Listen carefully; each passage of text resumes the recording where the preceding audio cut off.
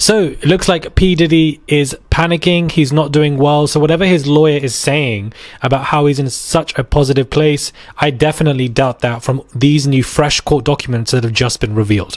Hey guys, it's Murad Murali. Hopefully you guys are all doing well today. Back at again with another video. If you have not subscribed, guys, click that button. It is daily and consistent content. Comment down below. Give this video a thumbs up. I would really appreciate it. And let's get straight into this video. Please do not forget to subscribe. Now, P. Diddy is panicking. Fresh court documents show that his lawyers are fighting for him, and it definitely isn't going his way. Get this, guys. Lawyers for Sean Diddy Combs are again now trying to get him out of jail. They filed this notice of appeal today, a couple of hours ago, regarding Judge Andrew Carter's order denying P. Diddy's release request. Now, as you can see, a notice of appeal. They are appealing the fact that the bonds were denied. Not just one, but two bonds are denied, and you can clearly tell that, the defendant found guilty by plea, NA, and then, bail, jail, disposition, they are committed to, and the defendant's counsel. And of course, you can see the assistant U.S. attorney, Emily Johnson, and you can clearly see that he is trying to appeal for the Second Circuit from the judgment and an order denying a release on conditions. This man is about to get rejected for the third time. I can't wait for that to come in, because if they've rejected him twice, what makes you think that suddenly they're going to accept him the third time to allow him to get out of jail? Clearly, Diddy is panicking. He's struggling in the jail. He's paranoid. He doesn't want to eat the food. He's losing weight. He's also refusing to eat. Definitely, all of this is true, in my opinion, because after two bonds being denied, why would you want to try and appeal it and think that you're going to be lucky the third time, or that the judge is going to be in a good mood on the day that he wakes up and is going to allow this to take place? It is a poor tactic from the lawyers' behalf, in my opinion. They don't know what they're doing, and clearly they are following orders from Diddy, their client, who desperately wants to get out of this jail because he's not in a good position. He would have thought, listen, I've been denied twice, let me just stay here and then wait to the trial and fight this. Easier said than done, but clearly they're trying everything they can to get this man out of jail. And is it going to work? Absolutely not. Definitely and expect an incoming report from me letting you guys know that his bond has been denied the third time. My man wanted to give all the passports, 50 million, private plane, his house, his mother's house, and they denied. So what makes you think they're going to accept it this time? I would like to know. Big changes as well when it comes to his legal team.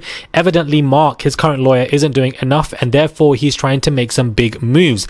It's also been announced in fresh court documents that Diddy has also hired another lawyer on the case as of today. And maybe this is a coincidence, guys, but his last name was actually spelled Rico, but with two C's. I actually find that absolutely hilarious.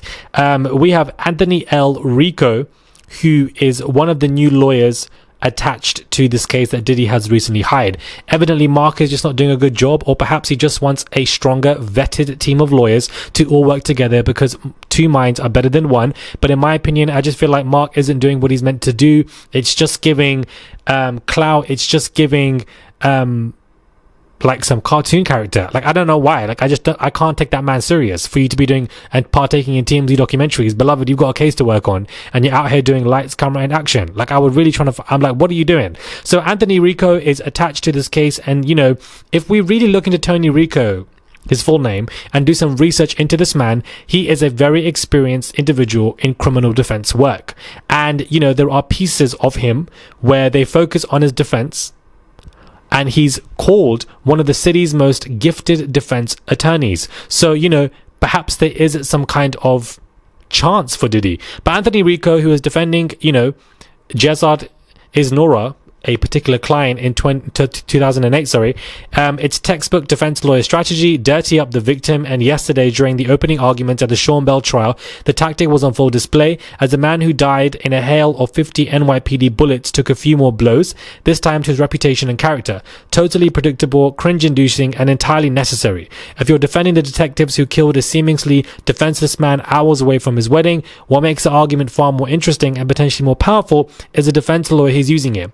Anthony Rico is one of the city's most gifted defense attorneys. He also happens to be black and Muslim, and he favors fedoras and eyeglasses straight from the Malcolm X catalog.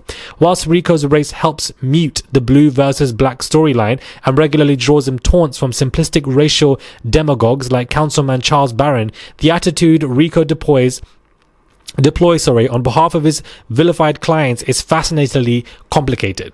Rico is at heart a moralist with strict old world beliefs about the proper behavior of black people. I wrote about Rico in the aftermath of the tense, racially polarizing trial of the black man who killed white teacher Jonathan Levin. Rico's most agitated moment came not in repeating the argument for its client, but when he spotted a black woman with dyed blonde hair walking down the street. He believed the woman was foolishly betraying her proud racial history. So yesterday, when Rico described the strip joint where Bell held his bachelor party as a place where women shake their booties and fulfill a sense of twisted sexual prowess, and asked who was attracted to such a place, he was making a useful argument on behalf of his cop client. But Anthony Rico was also pressing a point about what he sees as right and wrong on a much larger scale. So that is a particular article. I'm going to link this article below from Intelligencer that was written in February 26, 2008. Chris Smith, Tony Rico's racial politics. This is an individual that he has hired, and disgusting. I'm so sorry, guys. Absolutely disgusting. Just for me to do some quick research on this man, this article pops up and this is what he's defending. He's used to defending trash is basically what this is giving, and Diddy has hired somebody ridiculous. If this is who you've hired, and these are the arguments that he's making, that he's seen a black woman on the street wearing blonde hair, therefore she's betraying her racial history, is absolutely insane. And the fact that he made those arguments in court for his cop client is beyond wild. I just don't understand. Sorry, just because you're Muslim and just because you're black does not mean that you are immediately somebody who is on the right side of Diddy and etc. in history. It doesn't work like that. Like, the fact that you're defending this man, get it, you're a defense and attorney, cool, but you're clearly, the arguments you've been using clearly show that whatever you're going to do for Diddy is trash constantly, and trying to defend this man Diddy is going to be ridiculous. So Diddy hiring this lawyer, knowing what he's done, doesn't look like he's that gifted for him to be described as one of the best criminal attorneys. But then this is what you're doing. I don't know. To me, it's disgusting, but at the same time interesting, as to why he would go with arguments like this, and then why him now working with Diddy. Like, I just feel like, I don't know, make of that what you will. I did not expect to read that article like that. I'm kind of gagged. I didn't expect him to be making arguments like this. I was expecting to read several cases where he'd beat the people, and he'd beat the jury or beat the judge and got whatever the client wanted against all odds. That was what I was expecting to read, not these frivolous arguments that he was desperately making in the courts. But anyways, Diddy's panicking. This is going to be another bond denied. We know how this is going to work. 2 denied. An appeal is also going to be denied. New lawyers added to the case as well. It's not just going to be Mark now. We've got Rico on the line, but clearly Rico's history, upon quick research, it's not adding up, guys. It's not making sense. The math is not mathing. 2 + 2 is 4, but here it's 28. Subscribe, comment down below, give this video a thumbs up. I would appreciate it. Do let me know what your thoughts are on this, and let me know if there's anything else that is going on in the stratosphere that I'm missing that you'd want me to research and look into, because when I do some quick research, look at the nonsense that I just be finding, child. Anyways, subscribe, and I'll catch you guys soon for another video.